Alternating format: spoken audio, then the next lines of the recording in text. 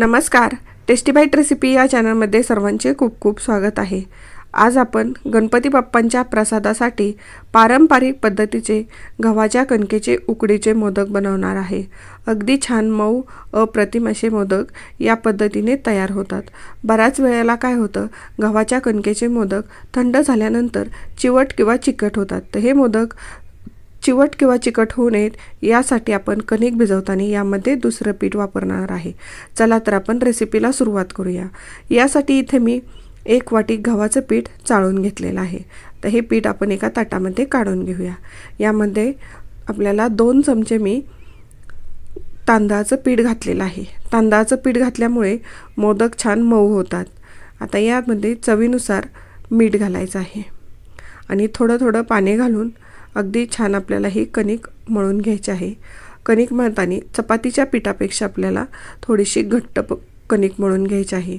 कणिक घट्ट असल्यामुळे आपल्याला पाकळ्या करणं सोपं जातं। जर कणिक पातळ असेल तर पाकळ्या आपल्याला व्यवस्थित करता येत नाहीत। यासाठी कणिक थोडीशी घट्टच मळायची आहे।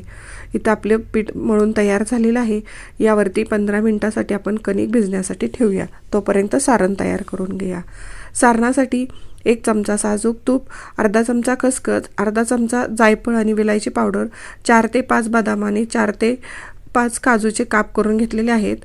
1 वाटी खोवलेलं ओलं खोबरं आणि अर्धी वाटी गूळ घेतलेला आहे।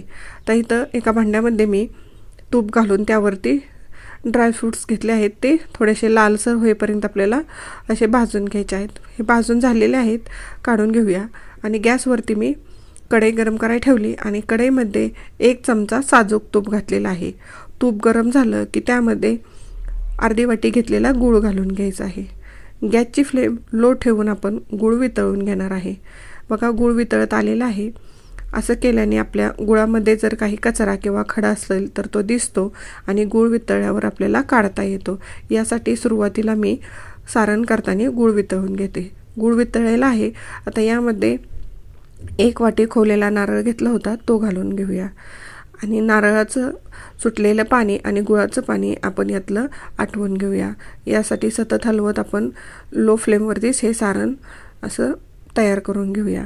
तयार सारणामध्ये आपण आता जे ड्रायफ्रूट्स तळून घेतले होते ते घालून घेऊया आणि त्याच भांड्यामध्ये मी खसखस थोडीशी भाजून घेतली आणि तीही यामध्ये घालून घेतलेली आहे। खसखस आणि ड्रायफ्रूट घातल्यानंतर पुन्हा हे सारण मिक्स करून घ्यायचं आहे। बघा, मस्त असं सारण आपलं इथं तयार होत आलं आहे। सारण तयार झालं की सगळ्यात शेवटी आपल्याला सारणामध्ये जायफळ आणि विलायचीची पावडर घालायची आहे। म्हणजे अगदी मस्त अशी टेस्ट आपली सारणाला येते आणि व्यवस्थित असं सारणामध्ये मिक्स करून घ्यायची। सारण आपलं तयार झालेलं आहे। तर तयार सारण आपण एका प्लेटमध्ये काढून घेऊया आणि थंड होण्यासाठी ठेवायचं आहे। मस्त असा सारणाचा सुगंध येत आहे। सारण तयार झालेलं आहे। आता थंडही झालेलं आहे। जे आपण कणिक भिजवून ठेवली होती, आता ही कणिक घेऊया। त्यातला 1 गोळा हातावर घ्यायचा आणि त्याचा रोल तयार करायचा आणि याचे छोटे छोटे असे गोळ्या तयार करून घ्यायचे आहेत।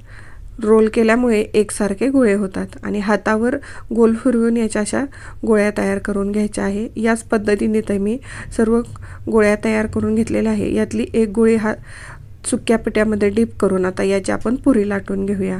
पुरी लाटताना ती खूप जाडही नाही आणि खूप पातळही नाही, मीडियम अशी पुरी लाटायची आहे।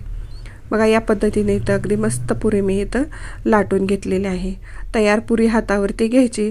आता यामध्ये थंड झालेलं सारण भरून घ्यायचं आहे। सारण भरपूर असं भरून घ्यायचं। जर सारण मोदकामध्ये कमी असेल तर मोदक उकडल्यानंतर खाली बसतात आणि तुम्हाला जमल तेवढ्या जवळ अंगठा आणि अंगठ्या शेजारच्या 2 बोटांच्या साहाय्याने आपल्याला इथं मोदकाला पाकळ्या करून घ्यायच्या आहेत। जमल तेवढ्या जवळजवळ पाकळ्या इथं मी करून घेतलेल्या आहेत।